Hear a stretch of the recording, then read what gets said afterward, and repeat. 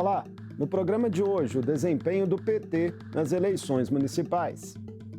4 anos após seu pior resultado histórico em eleições municipais, o Partido dos Trabalhadores recuperou terreno em 2024 e aumentou em 37% o número de prefeituras conquistadas. Em Minas, ficou fora do segundo turno em BH e celebrou reeleições antecipadas de prefeitas em Contagem e Juiz de Fora, maiores cidades do país administradas pela legenda. Sobre o saldo geral desse pleito e as articulações petistas rumo a 2026, eu converso com o deputado estadual e presidente do PT em Minas Gerais, Cristiano Silveira. Bem-vindo mais uma vez ao Mundo Político, deputado Cristiano. Sempre um prazer recebê-lo. Muito obrigado, Marcos. Prazer meu. Deputado, o PT fez 248 prefeituras no primeiro turno, acima das 183 conquistadas em 2020. Mas ainda ficou muito abaixo do recorde histórico do partido, que foi de 635, alcançado lá em 2012, então o governo Dilma Rousseff, governo federal.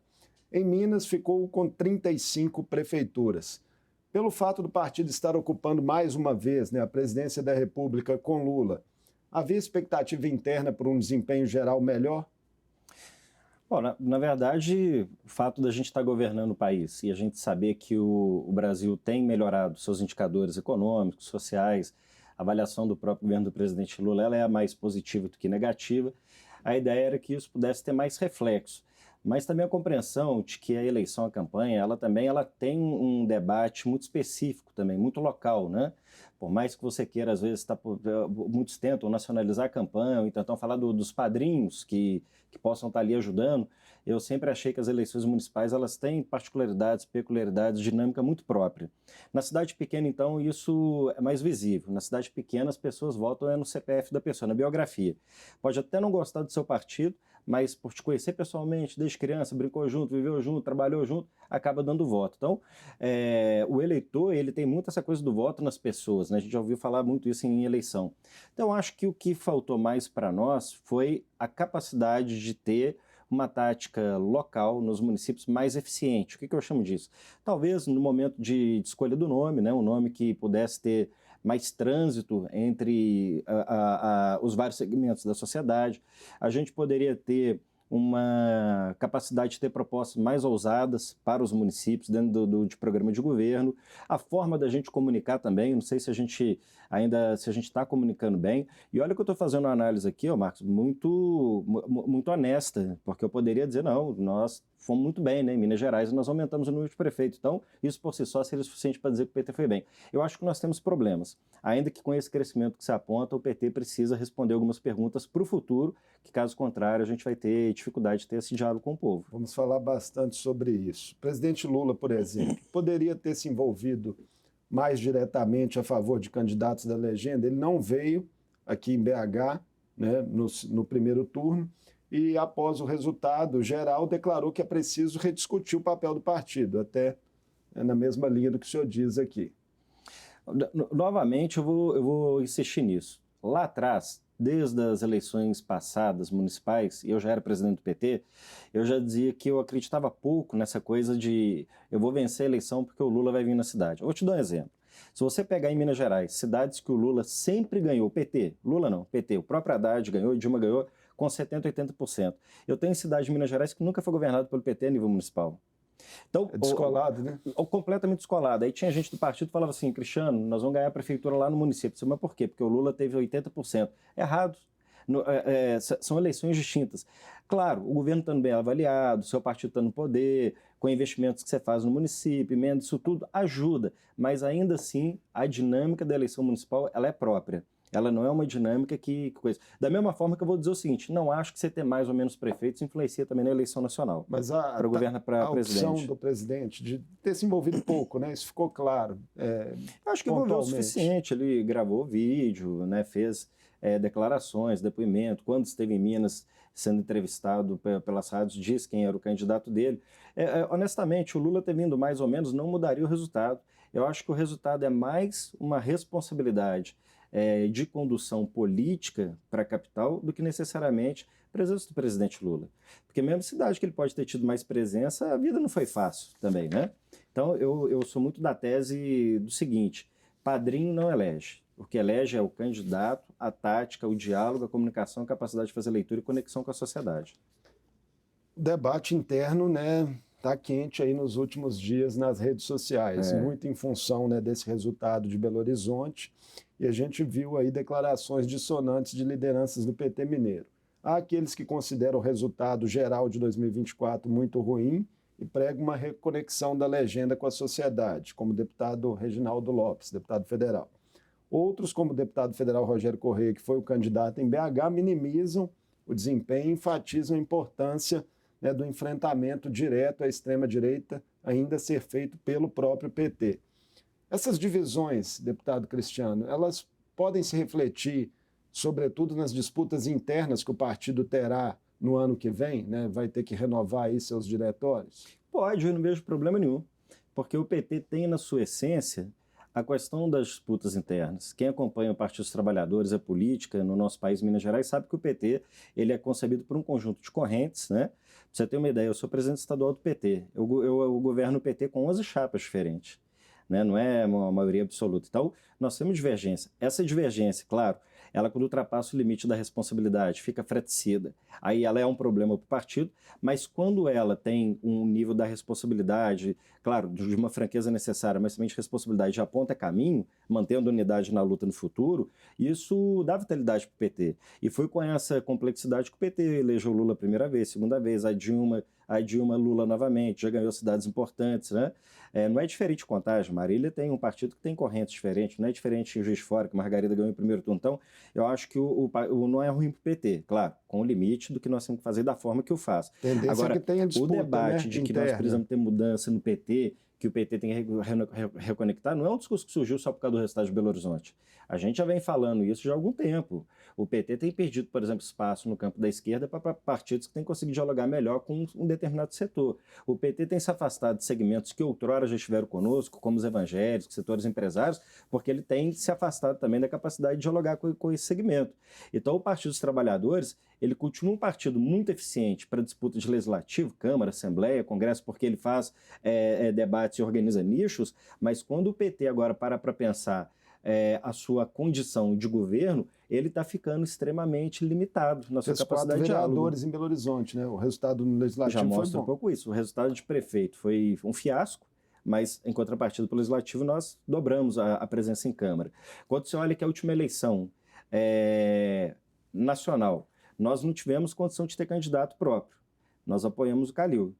O PT não teve candidato majoritário, mas nós elegemos a maior bancada de estadual passando de 10 para 12 e elegemos a maior bancada de federal passando de 8 para 10. Ou seja, para aquilo que é para o legislativo, é suficiente, dá conta. Agora, para governar, o PT vai ter que se reposicionar, porque aí o PT tem que entender o seguinte: nós não vamos governar só para a comunidade LGBT, em que pese que ela será priorizada, nós não vamos governar só para as mulheres, só para as comunidades que tem o tema do combate ao racismo. Isso são todas pautas importantes que a gente não abre mão, porque nós também estamos deixando de avançar no diálogo com outros setores, como se eles não pertencessem também ao nosso campo de ação política. O senhor citou há pouco, né, na resposta à prefeita reeleita de Contagem, Marília Campos.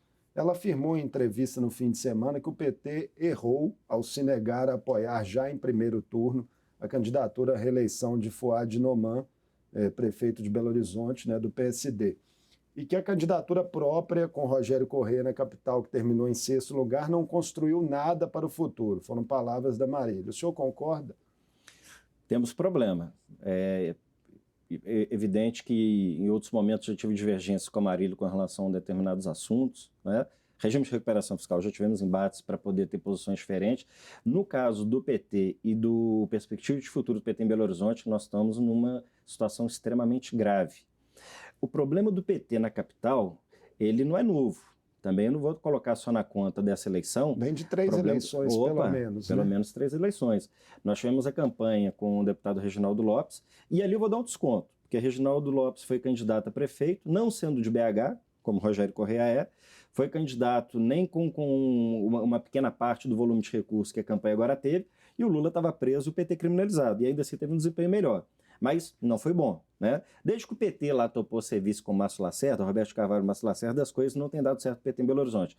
Depois com o Nilmário também tivemos um resultado muito ruim, e agora com o Rogério também um resultado muito ruim. nós vamos ter que discutir, né, a estratégia, a tática do partido. Claro, várias cidades no estado, não estou abrindo, diminuindo responsabilidade que nós temos que ter, mas em especial Belo Horizonte, nós vamos ter que ter um olhar para saber como que a gente reconstrói o PT e o nosso diálogo com o povo belo-horizontino. O que o êxito, né, das gestões de Marília Campos e de Margarida Salomão em Juiz de Fora, né, que também foi reeleita, tem a ensinar ao partido? Capacidade de dialogar com todos os setores, inclusive aqueles que podem parecer estranhos à dinâmica da vida partidária. Nós não podemos construir política fazendo discurso somente para os nossos.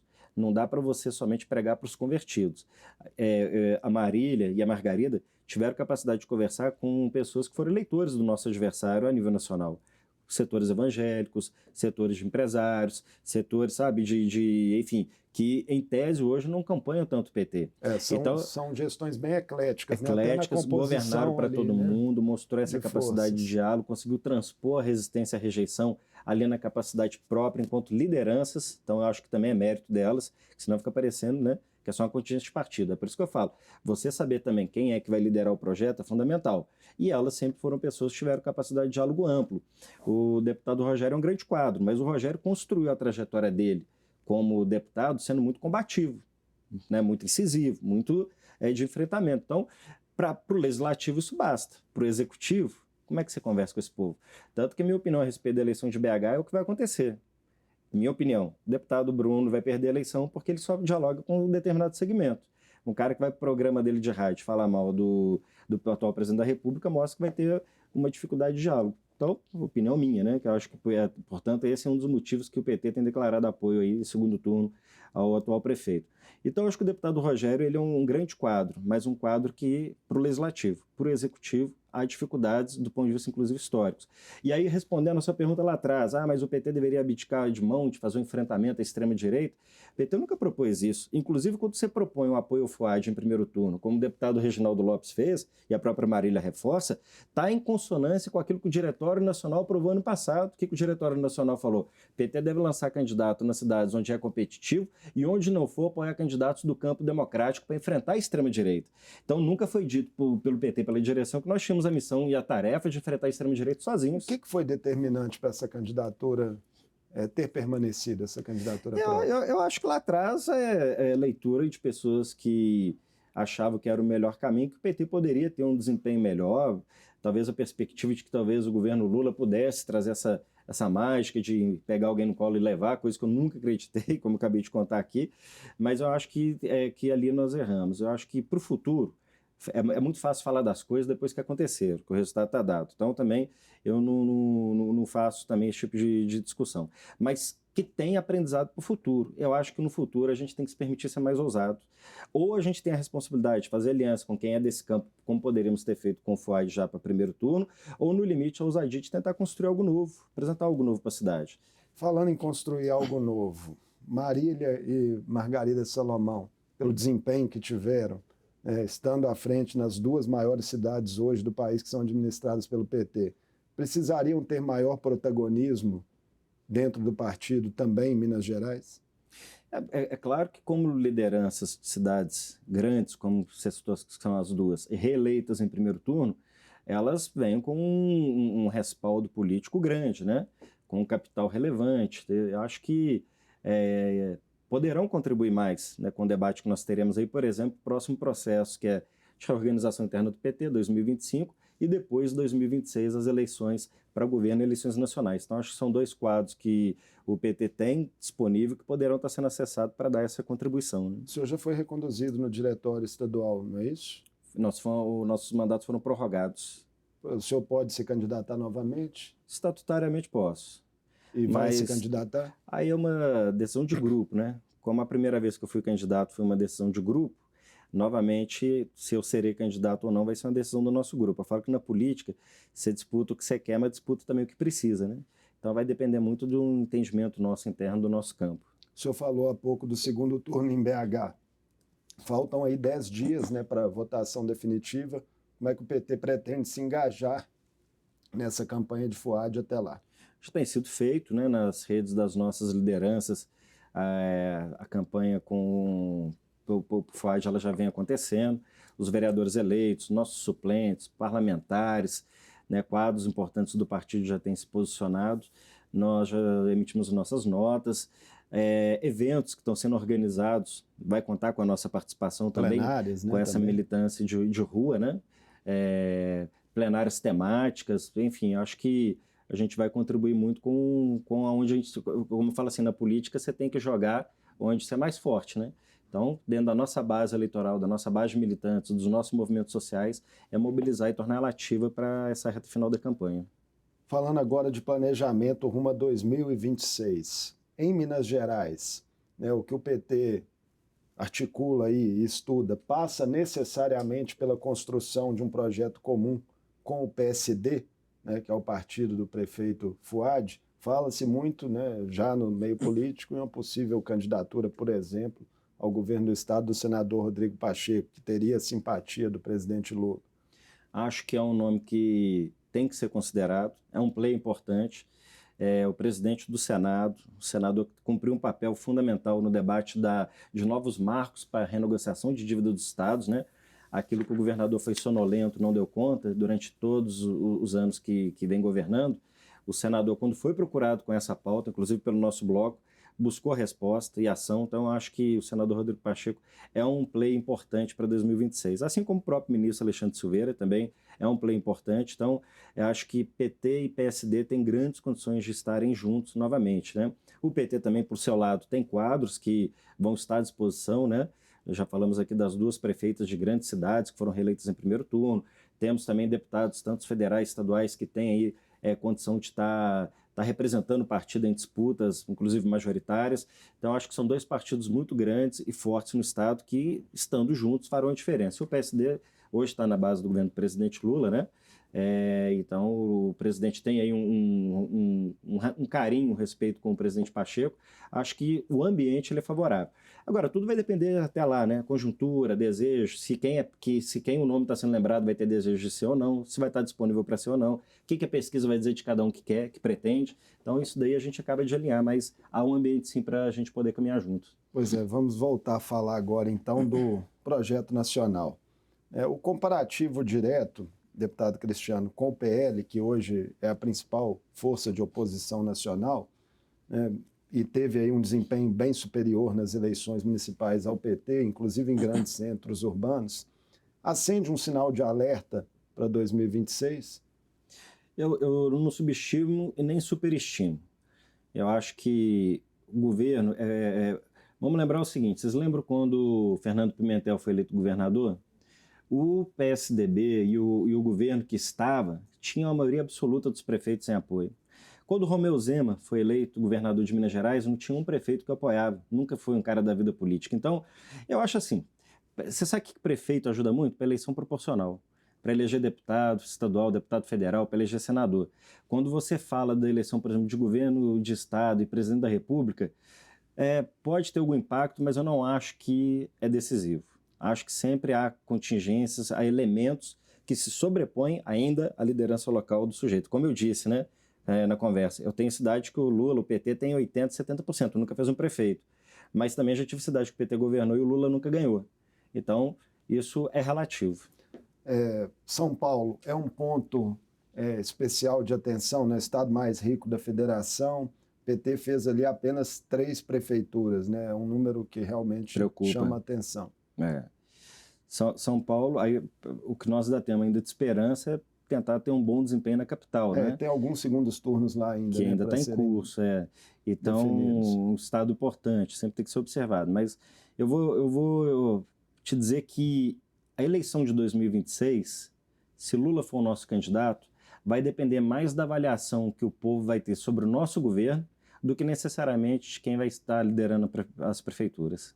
São Paulo, a pergunta também é pelo fato de um dos nomes, né, da direita ser o atual governador paulista, né, Tarcísio de Freitas, que é um dos nomes cogitados aí, né? Aí se ele vier com uma avaliação boa do governo dele, ele terá isso em resposta, né, em São Paulo, mas a gente também... Vamos lembrar aquela eleição que a Dilma ganhou do Aécio. O Aécio saiu daqui muito bem avaliado, mas perdeu em Minas Gerais. Ganhou em São Paulo. Dois turnos. Né, Perdeu os 2 turnos em Minas Gerais. Então, é por isso que eu faço uma análise que não é igual todo mundo. Todo mundo pensa do mesmo jeito. Eu tenho forma de pensar diferente que já vi ao longo da história situações que distorcem um pouco essa leitura de que há um alinhamento automático de ganhou a prefeitura, vai ganhar, vai ter mais força para a disputa de governo. Então, eu acho que não. Eu acho que 2026 está muito mais condicionado às entregas que o governo do presidente Lula e como nós vamos conversar com a população lá no futuro, até lá, o que nós vamos fazer até lá, do que quantos prefeitos ou governadores vão estar nos apoiando. Tem uma pressão interna para um partido que tem a cúpula, digamos assim, menos influenciada por São Paulo? Existe isso no PT? Existe. Há um descontentamento de vários setores do partido, representado em vários estados, com relação a essa hegemonia paulista dentro do partido, né? É só se analisar quantos ministros o PT de São Paulo tem, e somente agora, Minas Gerais é o único estado do sul e sudeste que o Lula ganhou, veio até uma ministra do PT, que foi a deputada Macaé. Pode ter reflexos internos já nessa disputa de 2025, interna? Pode ser. É difícil afirmar porque ainda está muito incipiente, né, a discussão do processo de eleição interna no PT e os movimentos que vão acontecer. Mas eu vejo que há um desejo grande de mudança, sabe? Nessa questão direcional do partido. A grande maioria das pessoas que dirigem o PT a nível nacional estão lá há 2, 3 mandatos. Então isso vai criando um esgotamento, vai criando uma certa fadiga. Então acho que seria bom para o partido a gente ter uma readequação da composição das forças internas para um novo momento que a gente vive. Em várias respostas que o senhor nos deu aqui na nossa conversa, o senhor fala, né, de um realinhamento do partido, de buscar uma reconexão com a sociedade. Como fazer isso do ponto de vista programático mesmo? Quais são os caminhos para um movimento desse? Assim, a resposta pronta a gente não tem, né? O que a gente tem é o diagnóstico. O diagnóstico é esse, que nós estamos tendo dificuldade de conversar com a grande maioria da população. Conversamos com setores, mas como outrora já fizemos, a gente está tendo dificuldade. Isso pode estar relacionado às novas formas de trabalho, relações de trabalho, as novas formas de organização, a forma com que o PT trata a questão, por exemplo, quando fala de empreendedorismo, parece que está falando um pecado, né? Falar de empreendedorismo, né? Qual que é o problema? Né? Porque agora a precarização de serviço vai pegar o cara que é do Uber e vai falar que ele é empreendedor. Aí dá a impressão que você conta todo tipo de forma de empreendedorismo. Qual que é a justa medida dessa discussão? Porque o agro é muito ruim. Tá, a gente tem o problema de impacto ambiental, mas tem algo que é relevante do agronegócio, da balança comercial, do que gera de riqueza do país. E isso não é escolha de Sofia. Eu quero agricultura familiar, eu quero agronegócio. Porque nós duas coisas dentro do que pode ser combinado. Então, eu acho que a esquerda às vezes cai em algumas armadilhas.